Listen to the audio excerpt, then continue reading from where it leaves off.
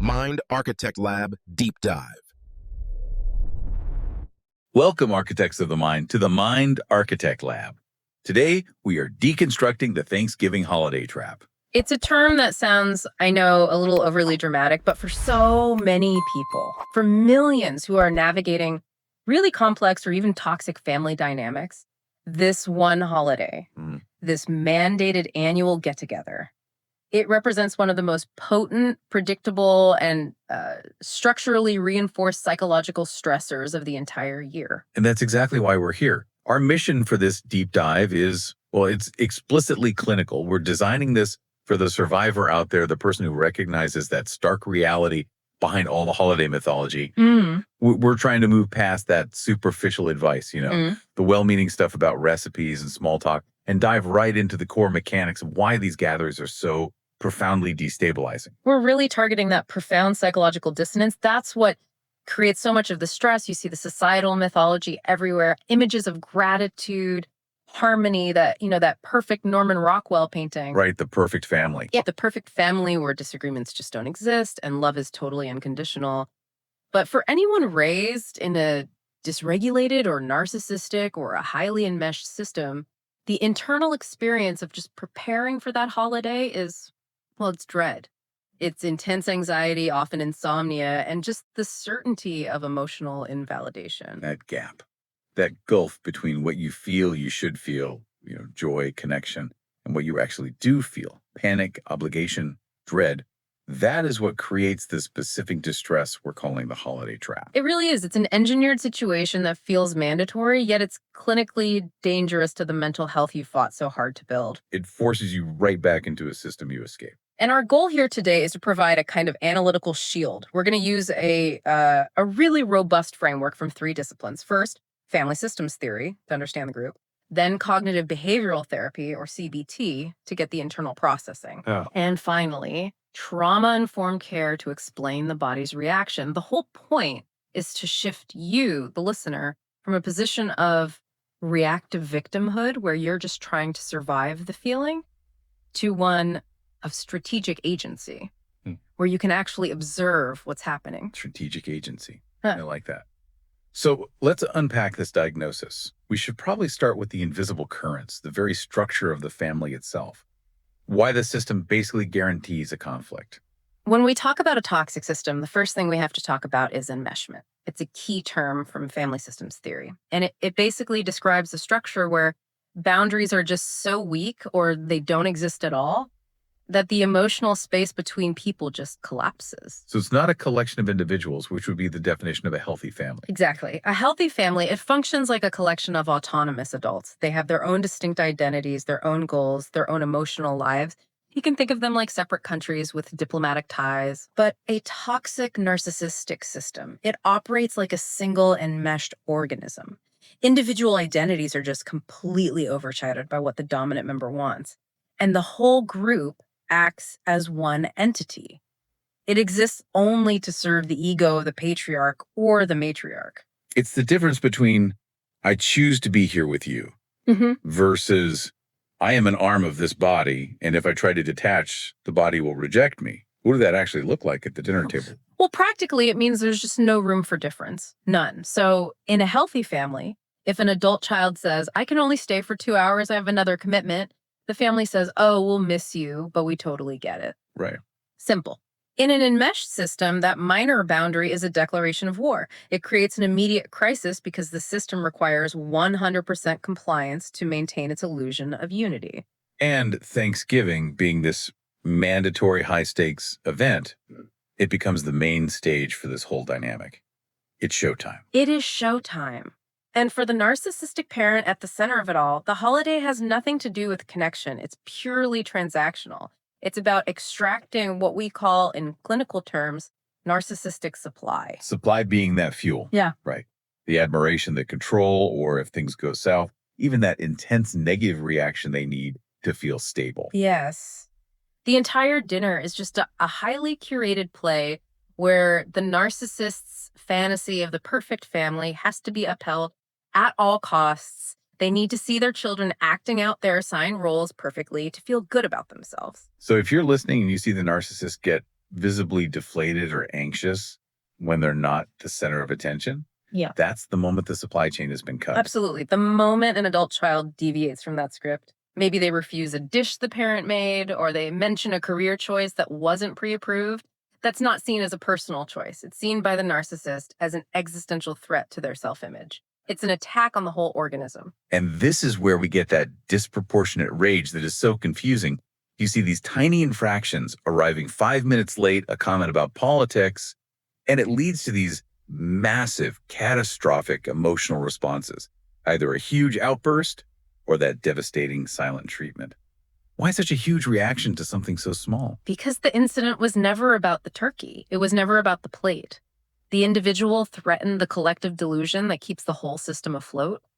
By acting like a separate, non-enmeshed adult, they puncture the narcissist's perfect little world. So the rage is a repair mechanism. It is. The enmeshed system can't tolerate difference, so the rage, the manipulation, the guilt tripping, it's all designed to punish the dissenter immediately, bring them back into line, and restore that collective delusion. It's a system correction that just looks like a family argument. Okay, let's talk about the thing that I think generates the most shame for the survivor, and that's progression. You know you're a competent adult, you manage huge projects at work, you have a successful life, but you walk into that childhood home, and within minutes, you feel like you're 12 again, helpless or rebellious or just shut down. This is so critical, and it's where trauma-informed care really meets CBT. We have to say this again and again. This regression is not a failure of character. It's not a weakness. It is a profoundly conditioned neurological response. Yeah. You're walking into an environment where historically being an autonomous adult was genuinely dangerous. The nervous system doesn't know it's 20 years later. It just knows the environment. It only knows the environment, Yeah. exactly. That inner child whose main goal was just survival, which meant keeping the narcissist happy to avoid their wrath, that part of you automatically reactivates in that context. The smell of a certain pie, a tone of voice, they're all triggers. Your body just starts running the survival script you wrote when you were 10. And the shame comes from the adult part of you, looking at that childlike behavior and judging it, thinking, why am I like this? I should be stronger. That internal judgment is like a second layer of trauma. Your adult skills logic, setting boundaries, emotional regulation, they live in your prefrontal cortex. The moment that environment signals danger, those skills get overridden by the amygdala, the primal fear center. So that feeling of helplessness is real because the most evolved part of your brain has temporarily gone offline. So recognizing that feeling is actually a conditioned survival response. That's the first step to detaching from the shame. It's the only way. You have to identify that internal voice that's saying, I know how to survive this room, and then consciously introduce the adult reality. I am safe now. I have a car. I can leave. But that systemic pressure is so powerful, and that brings us to a more structural framework. Right. To understand why Thanksgiving is such a catalyst for crisis, we can use the ABCX model of family stress. This moves us away from personal blame and into a structural diagnosis. This model is perfect because it breaks down exactly why conflict is inevitable in these non-resilient systems. It has 4 factors, A, B, C, and X. Okay, let's start with A, the stressor event. A is the event itself. So in this case, the Thanksgiving dinner, it's high stakes, it's multi-generational, everyone is in a confined space, emotionally loaded, maybe drinking. It's a recipe for friction. It's not just a dinner, it's an endurance test. And then B, the resources. This seems to be where toxic systems really fall apart. What resources do they lack? Well, pretty much everything required for healthy functioning. I mean, basic conflict resolution skills, they don't exist. Effective communication, replaced by manipulation, silent treatment, emotional regulation. The family just represses everything until someone explodes.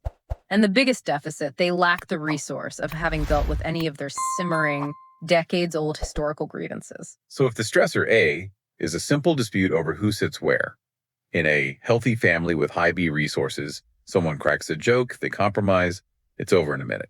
Correct. But in the toxic system, with 0 resources, that seating dispute immediately becomes a lightning rod for decades of stored up anger about who was the favorite child or how the inheritance was split. It's because they lack the basic emotional vocabulary to just say, I feel ignored right now. Which brings us to C, the perception, how the family defines the event. And this is that rigid, distorted pressure to perform perfect happiness for tradition. The perception is, if you don't look perfect, we are failing as a family.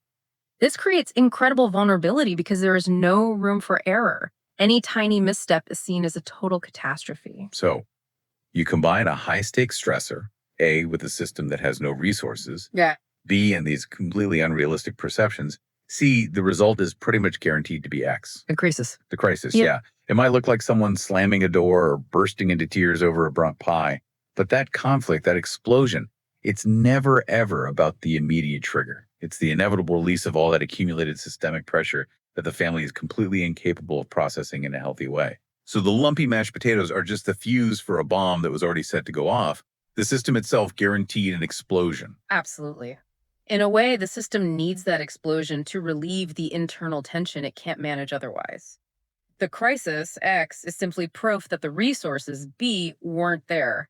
It reframes the whole thing from my mom is just crazy to the structure of this system guaranteed a meltdown. And this behavior doesn't just come from nowhere, right? There's a generational component. Oh, absolutely. We have to talk about the intergenerational transmission of trauma. The behaviors we see, the guilt trips, the passive aggression, they're often not spontaneous acts of cruelty. You mean the toxic parent is often just acting out a script from their own childhood? Precisely. They are reenacting their own survival strategies. This links to what Freud called the repetition compulsion, this psychological drive to repeat past traumas, hoping that this time, maybe this time, you'll master it or get the resolution you never got as a child. That's a powerful idea. Your mother is using the exact tone of voice on you that her mother used on her 40 years ago. And understanding this is where that crucial cognitive shift from CBT happens for the survivor. If you can see your parents' criticism not as a reflection of your worth, but as part of a tragic, scripted loop, as a malfunctioning defense mechanism, you can start to detach. That reframing moves you from taking it personally, thinking I am bad, to observing it clinically, thinking this system is broken. It shifts the responsibility back to where it belongs. And we know these systems maintain control, especially during holidays, through what we call FOG, fear, obligation, and guilt. It's the glue holding the enmeshment together. This is the weaponization of the word family. Absolutely. The term is leveraged constantly to bypass adult logic. Fear of isolation, obligation from past favors, after all I've done for you, and guilt when you try to assert yourself, you're ruining Thanksgiving for everyone. Phrases like, but she's your mother, or can't you just let it go for one day? Yeah. Those are FOG artillery rounds. They are. The holidays turned into a mandatory performance of loyalty. It's a test of submission. Setting a boundary, like leaving early, is treated as a massive betrayal of the clan. And on the flip side, the person who quietly endures the abuse is praised for their sacrifice. Which just reinforces the sick dynamic that love equals suffering. It exploits our deep human need for belonging, making it feel life-threatening to say no. So showing up at all is often an act of psychological submission, and that's what we want to interrupt. Okay, we've diagnosed the system. Now let's identify the rigid roles, the cast of characters that are assigned to keep this whole thing running. These roles are predictable, and they dictate the whole mood of the day. And understanding your role is critical because it predicts the exact kind of manipulations and stressors you're going to face at that dinner table. These aren't personality types. They are functional positions designed to manage the family's anxiety. Let's start with the one who seems to have it all, the golden child, the designated high achiever, the hero. Right, the family's marketing department. They make the system look good to the outside world. And at Thanksgiving, the golden child is explicitly paraded around. Their successes, the promotion, the perfect kids, they're not celebrated for the child's sake. They are immediately used by the narcissistic parent as proof of their own superior parenting. The narcissist just absorbs their success. And while it looks great from the outside, the sources stress how psychologically dangerous this role is. What's the real cost? The cost is the total absence of unconditional love. The golden child is trapped in this exhausting cycle of perfectionism and anxiety. They know on some level that their acceptance is conditional, and one misstep, one failure, means a terrifying fall from grace. They can't really exist as a separate person. They can't. They become so enmeshed with the toxic parent, often acting as a sort of surrogate partner. They're constantly in performance mode, terrified of being seen as just average. So at the table, they become an active participant in the whole charade. Yes. Their primary defense mechanism is denial. They have to deny the dysfunction because their entire identity depends on the system being valid. Admitting the family is broken would cause their whole world to collapse. Okay, so if the golden child is the trophy, then the scapegoat is the trash can, the identified patient who carries all the family's shame and rage. A critical function. The scapegoat is the black sheep who gets blamed for everything. This lets everyone else, especially the narcissist, avoid any self-reflection. If the family is miserable, well, it must be the scapegoat's fault. And at Thanksgiving, they're the predictable target. They get the passive-aggressive digs, the overt criticism, the rewriting of history. If the mood gets tense, the family unconsciously focuses all that energy on them. Someone will ask a loaded question. Yeah, still working that little job, are we? It's designed to pull the tension away from the narcissist. The great irony here is that the scapegoat is often the most emotionally healthy one, the truth teller. They are. Because the system offers them zero reward for compliance, they're the ones most likely to seek therapy and see the patterns clearly. But the holiday is so hard because it triggers their core wound of injustice. When they're attacked, their healthy response is to defend themselves. And the family uses that defense as proof against them. Exactly. Their righteous anger is immediately used as evidence of their instability or oversensitivity. They get punished for being honest and then criticized for reacting to the punishment. It's a perfect vicious trap. But it's not just those two roles. There's a whole supporting cast needed to keep the show running. Yes. Let's start with the lost child. Their survival strategy is just erasure. They learn early that any attention, good or bad, is dangerous, so they just retreat. Their core belief is, I am unimportant. And how does that play out at the gathering? They avoid the main action. They'll be glued to their phone in a corner or playing with the dog or obsessively washing dishes for hours. They're physically there, but psychologically completely absent. And the system actually praises them for this. It does. Oh, he's so quiet, never causes any trouble. That reinforces their invisibility. They carry this huge burden of unexpressed grief and have trouble knowing their own needs later in life. Okay, then we have the mascot, the family clown. The clown with a tragic inner life, yes. When the tension starts to build, when that awful silence falls before the storm, the mascot jumps in. They'll crack a loud joke, spill a drink, tell a wild story, anything to divert attention. It looks fun, but it's a trauma response. It's a hypervigilant trauma response. They are trying to regulate the family's emotions to prevent that terrifying explosion of parental rage they remember from childhood. They believe, if I can make them laugh, I will be safe.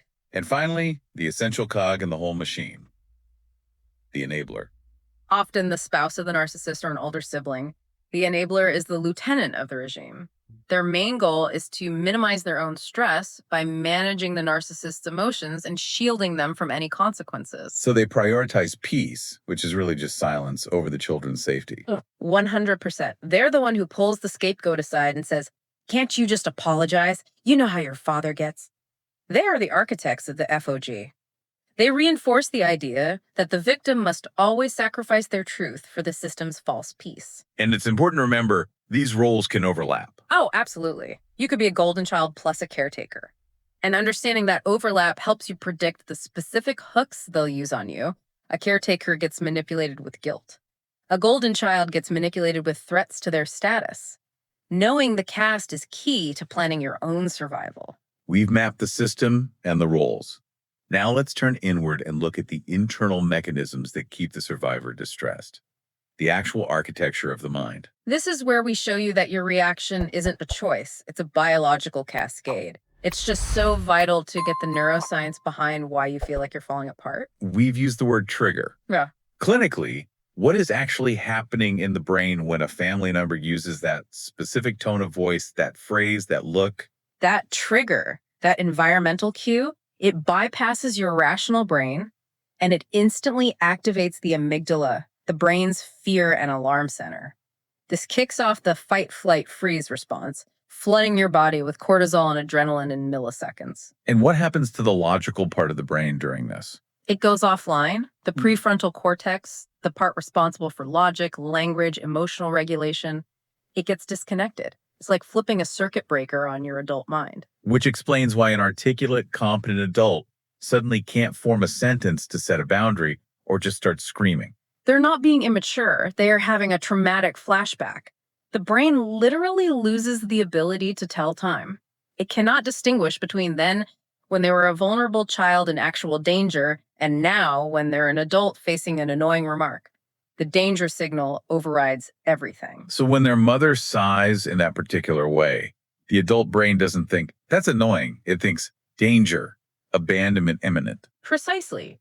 Your adult resources are unavailable because your body is preparing for a survival situation from 20 years ago. The goal is no longer to have a nice chat. It's to survive the room. That feeling of regression is just the emotional experience of your prefrontal cortex shutting down. This gives us probably the most important insight from CBT in this whole section. You cannot think your way out of an amygdala hijack. No, you have to breathe your way out. You have to regulate your physiology. Cognitive reframing is impossible when the cognitive part of your brain is offline. So the first step is always physical. Grounding techniques. Feel your feet on the floor. Use slow, deep breaths to signal safety to your nervous system. Only then can your adult logic come back online. It's not about emotional strength. It's about physiological regulation. And once that nervous system is a little calmer, then we can engage the mind. We go back to that core CBT idea. Our emotions are caused by our interpretation of events, our automatic thoughts. And toxic families spend decades conditioning us to default to thoughts that predict disaster. So we have to catch those thoughts in real time. Let's use that cognitive triangle model. A trigger, an automatic thought, an emotion, and then the crucial step, the CBT reframe. Okay, let's analyze two distortions that are just rampant at these gatherings. First, personalization.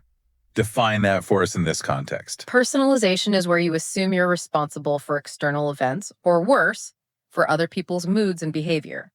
Children in these families are taught that they are responsible for their parents' happiness. Okay, let's walk through an example. What's the trigger? The trigger. Your narcissistic parent snaps at your sibling, then gives you the cold shoulder. The automatic thought is, he's in a bad mood. I must have stressed him out.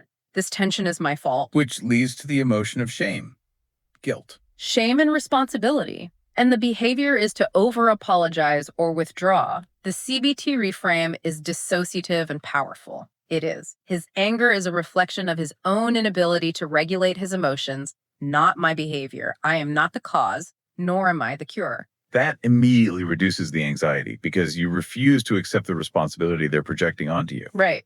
The second distortion, and this one is so hard, is emotional reasoning. That's the one that says, if I feel it, it must be true. Exactly. You're conditioned to feel intense guilt whenever you prioritize your own needs. So say you set a healthy boundary. You say you can't stay overnight. You immediately feel that intense conditioned guilt. So the trigger is declining the request. The automatic thought is, I feel so guilty for saying no, therefore I must be a bad, selfish person who is hurting my mother. The emotion is guilt, anxiety, and the behavior is to give in and rescind the boundary. so the reframe has to acknowledge the feeling without validating the faulty logic. The reframe is, guilt is a conditioned response to breaking a toxic family rule. It's not a moral compass. I can feel guilty and still be doing the right and healthy thing for myself. You consciously decouple the feeling from the objective reality. This is vital. And we see other distortions too, like all or nothing thinking. If one argument happens, the whole day is ruined. Or catastrophizing. If they bring up my divorce, I'll be humiliated forever.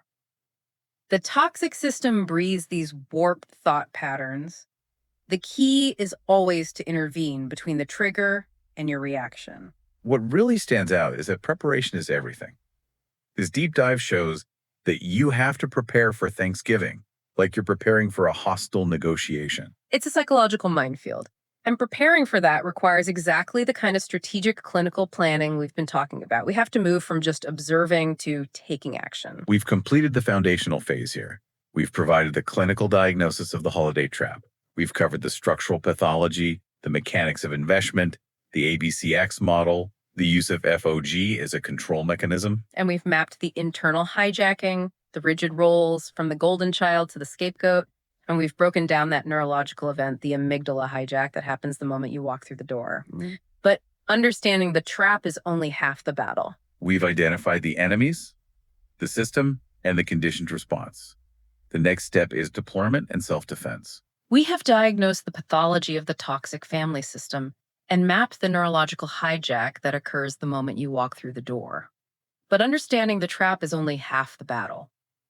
In our next segment, we will deploy the tactical toolkit, the specific scripts, the gray rock method, and the exit strategies you need to survive dinner. And we'll leave you with this provocative thought about self-preservation. The ultimate antidote to trauma is reclaiming your agency. Never forget the immense power in your ability to leave whenever you choose. That physical boundary is the final, non-negotiable step in maintaining your psychological sovereignty. Continuing our analysis in the lab, we've just examined the anatomy of the holiday trap and the roles we are often forced to play.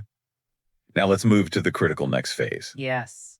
Strategic preparation and tactical maneuvers. Yes. We're really shifting the focus here. It's not just about understanding the problem anymore. No, it's about solving it. Or, well, maybe not solving the whole family system, Right. but solving your internal reaction to it. Exactly. And the goal of this deep dive is to fundamentally shift your position. Right. We want to move you from that feeling of reactive victimhood. You know, the one. Yeah. That feeling of just being swept away the second you walk in the door. Yes. Swept away by the toxic current. We're moving you from that to a place of strategic, calculated agency. And this isn't that superficial advice you see everywhere. Oh, not at all. This is not just breathe or just set boundaries. This is a clinical survival guide. Yeah. It's rooted in evidence-based frameworks from cognitive behavioral therapy, CBT, and dialectical behavior therapy, DBT. We're giving you an arsenal, a set of high leverage tools. And we have to be crystal clear about the mission here. Yes. You are not going to change the toxic family system. It's an impossible task most of the time. Especially during something as high stakes as a holiday. I mean, that system has decades of reinforcement. So our goal is much more focused. It's about altering your internal experience of the day. That's it. It's about ensuring you leave with your psychological integrity, intact. And this is where that DBT insight is so critical. The preparation. The preparation. Mhm. This process cannot be reactive. It has to start weeks, maybe even months before the turkey's even bought. Yes, this is the cornerstone of the DBT strategy called Cope Ahead. Let's break that down. You anticipate the exact stressful scenario. You know it's coming. Aunt Mildred asking about your job, Dad's political rant. A specific gaslighting phrase you've heard 100 times. Exactly. And you practice, you actually rehearse the specific written out coping skill and the script you're going to use in that moment. So it's not a surprise trauma anymore. It's the execution of a pre-rehearsed plan. You're building a cognitive firewall. So when that emotional intensity hits, you default to the plan, not to the reactive child self. Exactly. Okay, let's start with the first layer of that firewall. The ultimate defensive strategy. The mental health safety plan. It has to be formalized, written down, externalized. Why? Well, because when your internal brain is flooded with cortisol, when that amygdala hijack is complete, Logic is gone. logic is completely offline. So the safety plan, it acts as your external brain, a list of rules you can fall back on when you can't think straight. So planning these logistics, it's actually the highest form of self-care here. It is, because it actively combats that regression. Yep. It answers all the stressful logistical questions before you feel the stress. So what's the first component? The first, and it's absolutely non-negotiable, is rigid time limits. Okay, Before you even say yes to the invitation, you decide your tolerance window. precisely. So we can be there from 2 to 5, exactly like that. We're so looking forward to seeing everyone. We can stay from 2:00 p.m. until 5:00 p.m. And then you stick to it. No negotiation. That 3-hour window is finite. And just knowing that, cognitively knowing there's a firm end time. It's like a light at the end of the tunnel for your nervous system. That's a powerful bit of cognitive restructuring right there. It is. Because without that endpoint, the stress just feels endless, an open-ended threat. And that ramps up the anxiety. But if your brain knows I only have to manage this for 180 minutes, suddenly it feels doable. And tied directly to that time limit is another critical piece of logistics. Transportation autonomy. This one gets overlooked so often, but it is so important. It's critical. You can never, ever rely on a toxic family member for a ride, not from the airport, not to the dinner, nothing. Because if you are physically trapped, You are emotionally trapped. Instantly, you have just handed over all of your control. so the ability to leave, just knowing you can leave in any second, that shifts the whole power dynamic. It makes staying so much more bearable because the exit is in your control. Lie if you have to. Say you're getting an Uber, but have your car parked around the corner. The truth is irrelevant here. Autonomy is everything. Okay, so we have time and transportation locked down. What about escape hatches during the event itself? Right. You need planned retreats. You have to identify your safe zones ahead of time. These are physical spaces you can escape to. Exactly. A temporary escape to regulate your nervous system. The bathroom is the classic, but it could be a 5-minute walk around the block. Just gonna check on the car. Or faking an urgent phone call outside. The point isn't to leave for good, but to execute a planned retreat when you feel that tension rising. So you go to the safe zone, you do the grounding techniques we'll talk about later. You regulate, you reset your cognitive scripts, and then you go back in. You're not just white knuckling it at the table. It's active nervous system management. And you also need an anchor to reality. We call this the lifeline. A supportive friend or therapist on standby. You arrange a bookend call, a quick pep talk before you go in, to remind you of your scripts and your strength. And then crucially, an immediate call the second you leave. Yes, for a debrief. That lifeline call bridges the gap between the toxic reality you were just in and your healthy, validated reality. And let's be analytical about that debrief call. It's not just for venting, is it? No, that can just re-traumatize you. The purpose is to get a reality check. Did that really happen the way I remember it? Did I hold my boundary? Right. And the person on the other end needs to be a validator to make sure that toxic narrative isn't the last voice you hear that night. And if you're going with a partner, You need a silent signal. something nonverbal. Highly specific. Yep. Tugging an earlobe, a specific phrase you say to the dog. Something that means, I'm at my limit. We need to start the exit plan now. It removes the need to argue or negotiate when you're already maxed out. The exit just happens seamlessly. Okay, so that's the logistical armor. Yeah. And now for the psychological firewall. We've talked about regression. That instant snap back to your childhood self when you walk in the door. It happens because we unconsciously step back into those old assigned family roles. So to start that, you have to use a metacognitive move. You adopt a specific protective psychological persona. Fair. You're acting as if you are someone else, which creates this beautiful intellectual distance from the chaos. Persona number one. The guest. When you arrive, you are not the adult child who needs their approval. You're just a polite, detached visitor. And the key to the guest persona is that a guest has no emotional stake in the chaos. None. They don't try to fix the passive aggression. They don't jump into the political fight. They don't manage the host's moods. The guest is just neutral, Huh? bland, conserving all their energy. They're there to eat, be polite, and leave. It's like operating in low power mode. But for people who were raised to be the fixer, the caretaker, that emotional distance is really hard to maintain, It's almost a compulsion to jump in and be the peacekeeper. which is where the second persona comes in. The anthropologist. This is the more advanced move. It is the ultimate tool for preventing personalization. So you're not just a guest, you're a scientist. Exactly. You are viewing the family not as a threat, but as a fascinating, distinct tribe you are clinically studying. You're taking field notes. So instead of feeling that jab when criticism is thrown at you, The anthropologist thinks, fascinating. The matriarch just deployed a classic guilt bomb to secure resources for the golden child. Note the physiological response in the subject. Heart rate increased. it validates your hypothesis about the system. It does. And that intellectual framing, it keeps the insult from hitting the emotional centers of your brain. It keeps your prefrontal cortex online. Because you're processing the interaction as data, not as danger. But here's the friction point. When you're actively being insulted, how do you maintain that objectivity? Doesn't the trauma response just overwhelm the note-taking? It takes practice. It goes back to Copahead. You practice the thought script, observe, don't absorb. So when the insult comes, your first thought isn't, ouch, they hate me. It's, a clear example of displacement. You analyze the mechanism, not the content. The moment you personalize it, the persona collapses and you regress. And the anthropologist knows the chaos isn't actually about them. It's about the system's dysfunction. Okay, so with our persona in place, we can move to actually enforcing boundaries. And we have to get this definition right.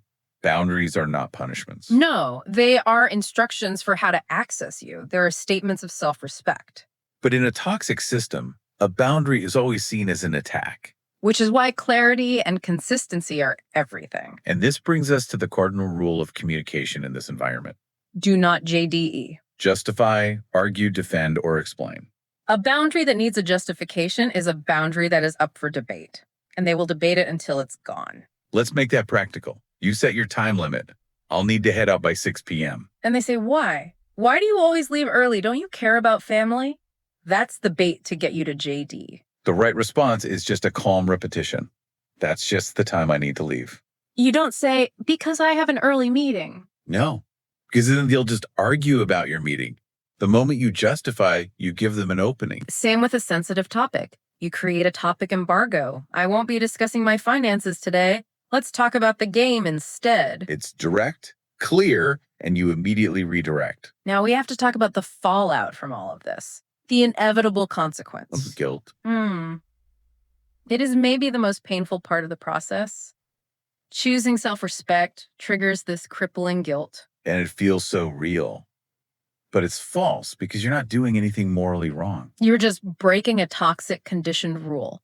The rule that says your peace is less important than their comfort. That's the only way to hold the line. You have to understand that the intensity of the guilt is a measure of the toxicity of the system you're pushing against. The system runs on FOG fear, obligation, and guilt. When you set a boundary, they turn the FOG machines on full blast. And we combat FOG with very specific, rehearsed CBT truth statements. These aren't for you to say out loud. They are for you inside your own head to hold your ground. Okay, let's run through the common toxic scripts. First one, but it's family. You only have one mother. The FOG trigger there is obligation.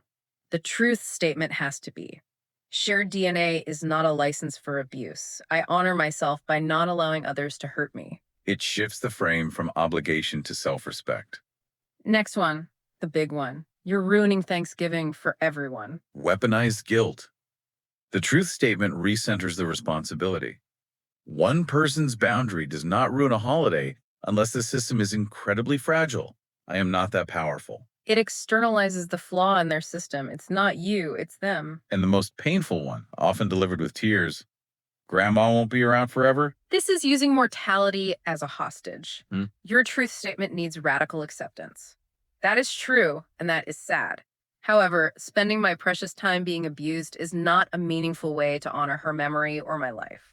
These statements are designed to stop that emotional spike, to keep your thinking brain online long enough to act. Okay, so now we're in the arena. We've moved from preparation to execution. And before we can use any of these fancy tactics, we have to make sure our brain is even capable of it. We have to diffuse the amygdala hijack. Right. Let's just quickly revisit the neuroscience here. A trigger, a tone of voice, a phrase, it activates the amygdala. The brain's alarm bell, and it floods you with cortisol. And crucially, it takes the prefrontal cortex offline. The prefrontal cortex being logic, reason, emotional regulation. All the stuff you need in that moment. When it's offline, you're not thinking, you're just reacting. Fight, flight, or freeze. So the critical insight is you cannot think your way out of this state. You have to breathe and ground your way out. You need a manual override for the nervous system. And the goal is to signal to your body that you are safe right here, right now. That's what brings the prefrontal cortex back online, which is where grounding techniques are essential. What's the most robust one for this environment? The 5-4-3-2-1 technique. The second you feel that panic rising, you stop everything else and you engage your senses. You force your brain into the present. Exactly. So you identify 5 things you see in detail. The pattern on the rug, the chip in the paint. Then 4 things you can feel, the texture of your chair, your feet on the floor. Then 3 things you can hear. The fridge humming, silverware clinking. 2 things you smell. Cinnamon from a candle maybe. And 1 thing you can taste. The coffee or whatever you just ate. This sensory scan forces your focus away from the threat and into the physical reality, which signals safety. And you pair this with breathing. specifically diaphragmatic breathing. The physiological hack here is the long exhale. It stimulates the vagus nerve. which activates the rest and digest system. Yes. So you inhale for 4, hold for 4, and this is the most important part. You exhale slowly for 6 or even 7 counts. That long exhale tells your body the crisis is over. You practice this in your safe zone. This is your internal reset button. Okay, so now we're grounded. Our thinking brain is back. Now we can deploy the tactics for specific archetypes. Let's start with scenario A, the interrogator. This is the one who asks those intrusive, shaming questions. When are you getting married? Why don't you have a real job? And their motive isn't curiosity, it's dominance. It's about highlighting your failures. The tactic here is the gray rock method. You become boring, unreactive. You offer them 0 emotional hooks to grab onto. You're just a dull gray rock. You're cutting off their emotional supply. Exactly. And it's hard. It takes work. Your scripts have to be incredibly bland. So you use the pivot. Oh, work is work. Could you pass the potatoes? A short, neutral answer that immediately changes the subject. Or the non-answer. What's going on with your love life? Oh, just focusing on myself right now. Yeah. Vague, universal. And if they keep pushing. Then you use the direct block with no JD. That's a personal topic I'm not discussing today.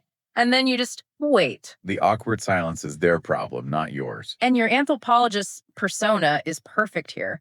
The internal script is, they're fishing for a reaction. I will provide 0 data. Okay, next up, scenario B, the political probateur. The modern holiday nightmare. It is so important to recognize that this is not a debate. It's a dominance ritual. They want a reaction. They want to force you to agree or fight. Logic has no place here. So your tactic has to be radical de-escalation and disengagement. You refuse to feed the beast. You don't engage with the substance of the argument at all. No. You validate the feeling, but not the fact. You can say, wow, I can see how strongly you feel about that. You acknowledge their emotion, but not their point. Right. Then you pivot to a shared goal. We definitely see that differently. So we can all enjoy the pie. Let's agree to disagree for today. And what if they push back? Are you saying I'm wrong? You just hold the line. I just have a personal rule not to discuss politics on holidays. Yeah. And your internal script is key. It was the internal script. He is trying to provoke me. This is his ritual, not my responsibility. I will not feed the beast. The moment you see it as a ritual, it loses its power. Okay, scenario C, the body shamer or food police. This one is so common, and it's usually disguised as concern. Are you sure you want that second piece of pie? The tactic is immediate boundary enforcement plus internal affirmation. You have to be firm and unapologetic. Their comment is about their issues with control, not your health. So a script could be, please don't comment on my body. Or, my doctor and I have it handled. That positions it as a professional decision they are not a part of. And if they laugh it off or keep going. You physically remove yourself. I'm going to step away from this conversation now. And you walk away. And while you're walking, you use the internal affirmation to fight the shame. I do not need to earn my food. My body is not up for a public vote. You separate your worth from their comment. Finally, scenario D, the you're too sensitive gaslight. Ah, yes. The classic, it was just a joke. Relax. This is the tool they use to invalidate you the second you set a boundary. They shift the focus from their bad behavior to your supposed flaw. Since they're trying to debate your reality, your tactic has to be meta-communication. You address the dynamic of the conversation, not the content. You refuse to get into a debate about whether your feelings are valid. Use a script like, I hear that you think I'm sensitive. However, I'm asking you to stop calling me that name. You acknowledge their perception without accepting it as truth. Exactly. And you bring it back to their behavior. I'm not debating my feelings. I'm telling you what I need from you. You're forcing them to look at the interaction itself. That's a powerful shift. Now, what about the scapegoat golden child dynamic? For so many people, this is the deepest wound. Watching the golden child get praised for nothing while your achievements are ignored. The trigger is just profound injustice. We have to inject a big CDT perspective shift here. The golden child isn't winning. No, they are also a victim, just a hidden one. They are trapped in a conditional performance cage. Their love and status depend entirely on them never failing, never challenging the system. So they aren't free. Their worth is tied to a game they didn't even create. Understanding that can free the scapegoat from feeling the need to compete. So you don't try to correct the record. No, the narrative is fixed. The action plan is neutrality and non-engagement. When the golden child is praised, you just say, "That's wonderful." And then you immediately turn inward. And you use your internal validation shield. I know my truth. I do not need them to see it for it to be real. Your worth is not up for debate at their dinner table. Let's shift gears to a really unique challenge of Thanksgiving. The pressure to be grateful. Yes, the gratitude paradox. This is where we run into toxic positivity. Define that for us. It's that forced, mandated positivity that's used to silence valid pain. It's the, "at least you have a family" line, or "look on the bright side." It invalidates your real emotional experience. And the clinical danger is huge. It forces you to bypass necessary emotions like anger and sadness. And you can't process what you refuse to feel. So those emotions just get buried and come out later as anxiety or physical symptoms. In a toxic family, be grateful really means be compliant and be silent. So how do we find real gratitude without falling into that trap of denial? Through dialectical thinking. This is a core DBT concept. It means two opposing truths can be true at the same time. Our brain wants to think I'm either grateful or I'm angry. But the dialectical tool is the A&D stance. Healthy gratitude has to allow for complexity. Okay, give us an example. You don't have to force yourself to say, "I'm happy to be here." Instead, you internally validate, "I can be grateful for this delicious food, and I can be sad and angry that my father is an alcoholic. I can appreciate the day off work and dread this family interaction. I can be thankful for my resilience and angry that I had to be so resilient in the first place." Both are true. The A&D stance lets you be honest with yourself. Which allows you to access genuine gratitude without lying. So if you're in one of those go around the table gratitude circles, You use the gray rock method. You give a bland, safe answer. "I'm grateful for the stuffing," or "for safe travel." you save the real gratitude for a private, safe space. And you can use some internal neurohacks. One is the scavenger hunt. You secretly scan the room and find 3 things that are genuinely beautiful or pleasant that have nothing to do with the people. The way the light is hitting a glass, the texture of the tablecloth. You're scanning for evidence of safety to calm your amygdala. Exactly. And the other one is the reality check of gratitude for your own skills. So not for what you've been given, but for what you've learned. Yes. The internal thought is, "I am grateful that I recognized that gaslighting attempt and didn't fall for it. 10 years ago, I would have believed it." That's powerful. It shifts gratitude from being about obligation to being about empowerment. Now we have to talk about exit strategies and the ultimate win. First, we have to validate the choice to just not go. Absolutely. Sometimes the most effective CBT intervention is simply avoidance of the trigger. If the environment is actively abusive or it endangers your sobriety, opting out is not weakness. It's a critical safety measure. You are choosing your long-term health over a short-term obligation. But the guilt can be overwhelming. It will be. So you have to validate your choice. And if you opt out, it's important to replace that activity with a positive, corrective emotional experience. Like a Friendsgiving. Exactly. Create a chosen family gathering. It provides real, tangible evidence that a shared meal can be safe and supportive and fun. It literally rewires the association. And we also need to normalize solo celebrations. Spending the day alone isn't a failure. It can be a radical act of self-care. Reclaim the day as your own. Cook what you want, watch what you want, go for a hike. You are asserting that you own your peace. Okay, but what if you did go and now it's over? You need a recovery protocol. You are going to have a holiday hangover. This is a real physiological thing. Yes. Your body crashes after being in a state of high stress vigilance. You might feel depressed or exhausted. That's the cortisol and adrenaline leaving your system. It's a trauma response. So what's the plan? Step 1, debrief. Call your lifeline immediately. Get that reality check before the toxic narrative starts looping in your head. Step 2, process. Write it down. Treat it like data. What went well? Where did my boundaries hold? Where did they slip? This externalizes it. And step 3, self-compassion.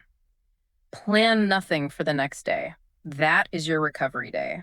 And you must forgive yourself for any moment you regressed. The moments you snapped back or a boundary slip. You were swimming upstream against decades of conditioning. A slip doesn't mean you're weak. It means the system is powerful. This whole thing, it requires the preparation of a diplomat and the observation skills of a scientist. It's a complex task, no doubt, but it is so worth the effort. So what is the ultimate win here? How do we measure success? The win is not that the family changes. They probably won't. Right. The win is that you leave the table with your dignity intact, with your reality validated by yourself, and with your car keys in your pocket. That autonomy. That agency, the ability to navigate the chaos while protecting your own peace, that is the antidote to the trauma. That's the win. The complete survival guide for the modern holiday. To continue building your arsenal of knowledge, please subscribe to our channel, Mind Architect Lab, on YouTube.